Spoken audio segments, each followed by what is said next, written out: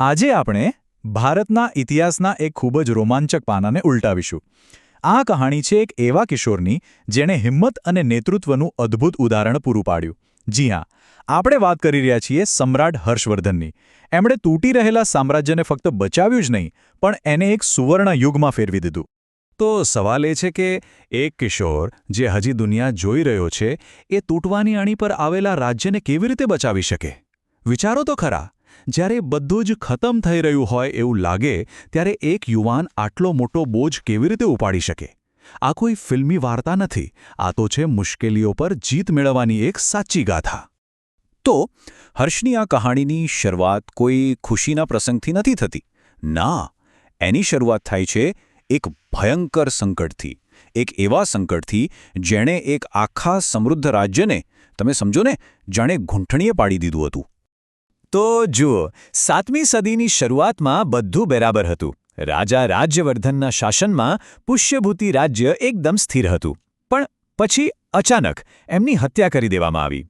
અને બસ એ પછી તરત જ રાજ્ય પર ચારે બાજુથી હુમલાઓ થવા લાગ્યા, અંદર પણ અંધાધૂંધી ફેલાઈ ગઈ. તમે જુઓ, એક ક્ષણમાં સ્થિરતા હતી અને બીજી જ ક્ષણે બધું જ અસ્તવ્યસ્ત. પરિસ્થિતિ કેવી હતી? સિંહાસન ખાલી પડ્યું હતું, રાજ્યનું રક્ષણ કરવાવાળું કોઈ નહોતું, અને આખા રાજ્યને એક નેતાની સખત જરૂર હતી. તમે કહી શકો કે રાજ્ય જાણે અનાથ થઈ ગયું હતું, સરહદો ખુલ્લી પડી હતી, ભવિષ્ય એકદમ અંધકારમય લાગતું હતું. હવે સવાલ એ હતો કે આવી નિરાશાના સમયે કોણ આગળ આવશે, કોણ આ જવાબદારી લેશે? અને બસ આ જ સમયે વાર્તામાં એક એવા હીરોની એન્ટ્રી થાય છે જેના વિશે કોઈએ વિચાર્યું પણ નહોતું. એક કિશોર જેના ખભા પર અચાનક જ આખા સામ્રાજ્યનો ભાર આવી પડ્યો. જી હા, માત્ર 16 વર્ષ. વિચાર તો કરો, આ ઉંમરે હર્ષવર્ધનને કહેવામાં આવ્યું કે તમારે સિંહાસન સંભાળવું પડશે. આ કોઈ સત્તાની લાલચ નહોતી કે ના કોઈ મહત્વાકાંક્ષા. આ તો બસ પોતાના લોકો અને પોતાના રાજ્યને બચાવવાની એક ફરજ હતી. અને કહી શકાય કે આ એક એવી જવાબદારી હતી જેણે એમને ઉંમર કરતાં ઘણા વહેલા મોટા કરી દીધા. તો થોડું બેકગ્રાઉન્ડ સમજી લઈએ. હર્ષ જે છે એ પુષ્યભૂતિ વંશના હતા. આ વંશ 7મી સદીમાં ઉત્તર ભારતમાં શાસન કરતો હતો. એમના પિતા પ્રભાકરવર્ધન પોતે પણ એક બહુ શક્તિશાળી રાજા હતા. એટલે શાસન તો એમના લોહીમાં જ હતું, પણ એમને પોતાનો રસ્તો તો જાતે જ કંડારવાનો હતો. અને એમણે પોતાની રાજધાની બનાવી કાન્યકુબ્જને. તો હવે આ યુવાન રાજાએ શું કર્યું? એમણે ખાલી પોતાનો બચાવ જ ના કર્યો, એમણે તો વળતો હુમલો કર્યો અને એક નવા સામ્રાજ્યનો પાયો નાખવાનું શરૂ કર્યું. એ ખાલી રક્ષક બનીને ના રહ્યા, એ તો એક વિજેતા બન્યા. હર્ષવર્ધને એક પછી એક સૈન્ય અભિયાન ચલાવ્યા. એમણે પોતાનું રાજ્ય તો બચાવ્યું જ, પણ સાથે સાથે પંજાબ, બિહાર, ઓડિશા આ બધા પ્રદેશોને જીતી લીધા. અને જોતજોતામાં ઉત્તર ભારતના મોટા ભાગના વિસ્તાર પર એમનું શાસન સ્થાપિત થઈ ગયું. પણ એમની કહાણીમાં એક બહુ રસપ્રદ વળાંક છે. જુઓ, ઉત્તર ભારતમાં તો એમનો ડંકો વાગતો હતો, ત્યાં એ લગભગ અજેય હતા. પણ જ્યારે એમણે દક્ષિણ તરફ આગેકૂચ કરી, ત્યારે ચાલુક્ય વંશના રાજા પુલકેશિયન દ્વિતીયએ એમને રોકી દીધા. આનાથી શું ખબર પડે છે? એ જ કે હર્ષ એક મહાન અને તેજસ્વી નેતા તો હતા, પણ એ કંઈ ભગવાન નહોતા. એમને પણ પડકારોનો સામનો કરવો પડ્યો હતો.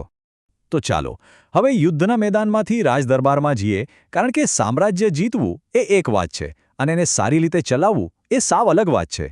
અને હર્ષવર્ધન આ કળામાં પણ માહેર હતા. તો એમના શાસનની ખાસિયત શું હતી?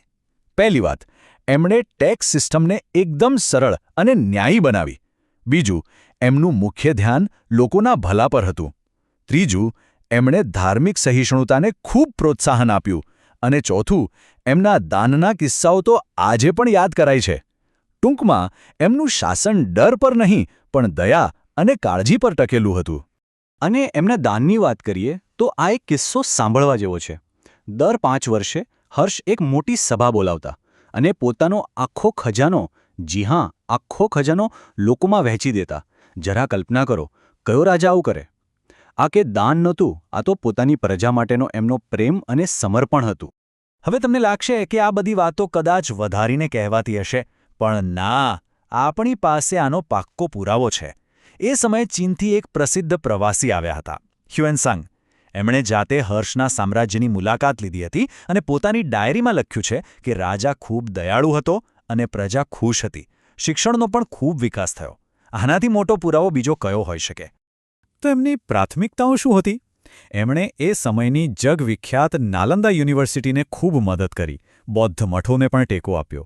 અને સૌથી મહત્વની વાત, ભલે એમણે પોતે બૌદ્ધ ધર્મ અપનાવ્યો હતો, પણ એ બધા જ ધર્મોનું સન્માન કરતા હતા. અને હા, લોકોનું કલ્યાણ તો એમના માટે સૌથી ઉપર હતું.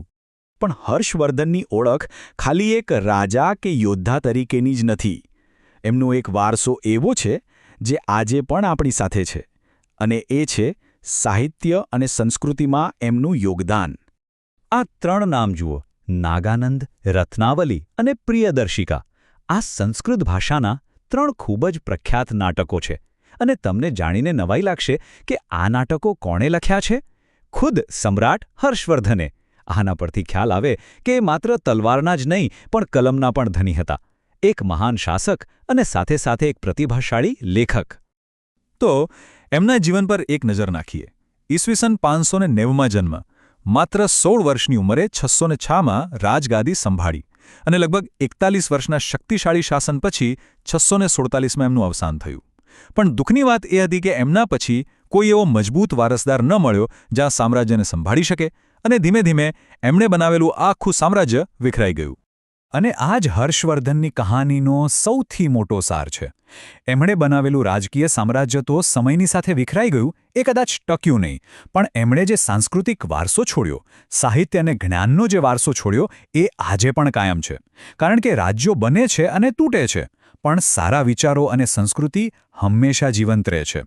તો અંતમાં આ એક સવાલ આપણી સામે મૂકીને જઈએ છીએ: કોઈપણ મોટા નેતાનો સાચો વારસો શું હોય છે? એમણે બનાવેલું વિશાળ સામ્રાજ્ય, કે પછી એમના સારા વિચારો જે પેઢીઓ સુધી લોકોને પ્રેરણા આપે? મહાનતા સત્તામાં છે કે સદ્ભાવમાં? શક્તિમાં છે કે શાણપણમાં? હર્ષવર્ધનનું જીવન આપણને આ જ વિચારવા પર મજબૂર કરે છે.